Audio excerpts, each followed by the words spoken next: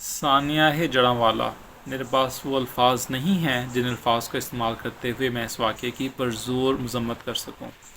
اس واقعے کی جتنی بھی مذمت کی جائے اتنی کم ہے۔ میں اپنی کرسچن کمیونٹی کے لوگوں کے ساتھ، کرسچن بہنوں اور بھائیوں کے ساتھ ان کے غم میں برابر کا شریک ہوں۔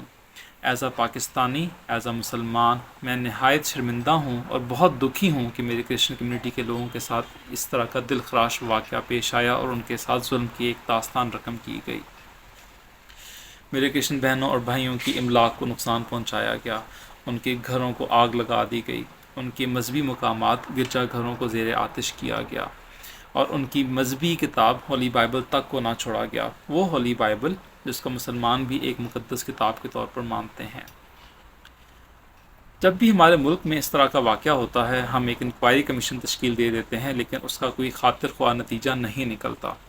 ہمیں ایز اے قوم، ایز اے نیشن اپنی ڈائریکشن جو ہے اس کو طے کر لینا چاہیے کہ ہم ایز اے نیشن کیا اس طرح کے واقعات کے بار بار متحمل ہو سکتے ہیں، یا ہمیں کوئی سالڈ ایکشنز یا سٹیپس لینے چاہیے تاکہ اس طرح کے واقعات کی روک تھام ہو۔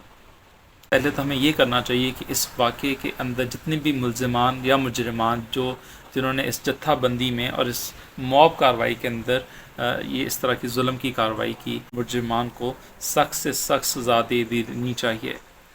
تاکہ آنے والی نسلوں کو یہ پتہ چلے کہ پاکستان میں رول آف لاء کے نام کی کوئی چیز ہے، اور اس طرح کی کارروائی یا اس طرح کی جتھا بندی یا اس طرح کی موب کی کارروائی کے اوپر آپ کو بہت سخت سزا دی جا سکتی ہے۔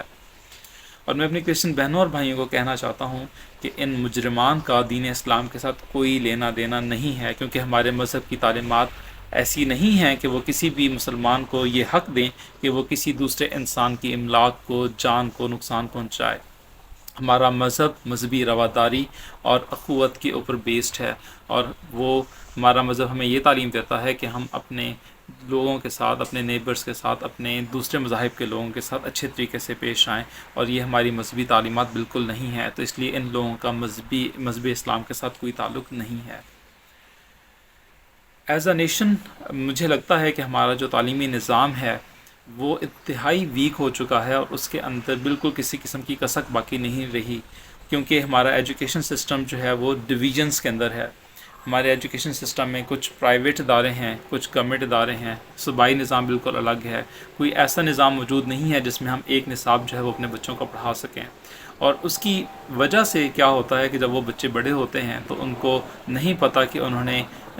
دوسرے مذاہب کے لوگوں کے ساتھ کیسے رہنا ہے، دوسرے انسانوں کے ساتھ کس طریقے سے رہنا ہے،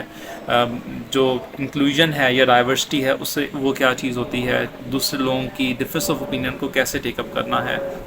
تو جب تک وہ چیزیں ہمارے سلیبس میں نہیں آئیں گی، وہ جب تک نہیں پڑھائی جائیں گی، شاید ہمارا ملک اس طرح کی واقعات کا شکار بنتا رہے گا۔ جب تک ہم گراس روٹ لیول سے، بالکل جب بچے بہت چھوٹے ہوتے ہیں، جب تک ہم ان کو یہ نہیں سکھائیں گے کہ ڈائیورسٹی کیا ہوتی ہے، ڈفرینس آف اوپینین کیا ہوتا ہے، ڈفرینٹ طرح کے لوگوں کے اوپینینس کو ہم نے کس طریقے سے لے کے چلنا ہے، اور ان کے ساتھ ایک پراپر طریقے کے ساتھ کیسے زندگی گزارنی ہے، جب تک یہ چیزیں ہم نہیں سکھائیں گے تب تک اس طرح کے واقعات جو ہیں وہ ضرور وقوع پذیر ہوتے رہیں گے۔ اور ہمارا سلیبس انتہائی مخدوش ہے، انتہائی خستہ حالت میں ہے، اس کے اندر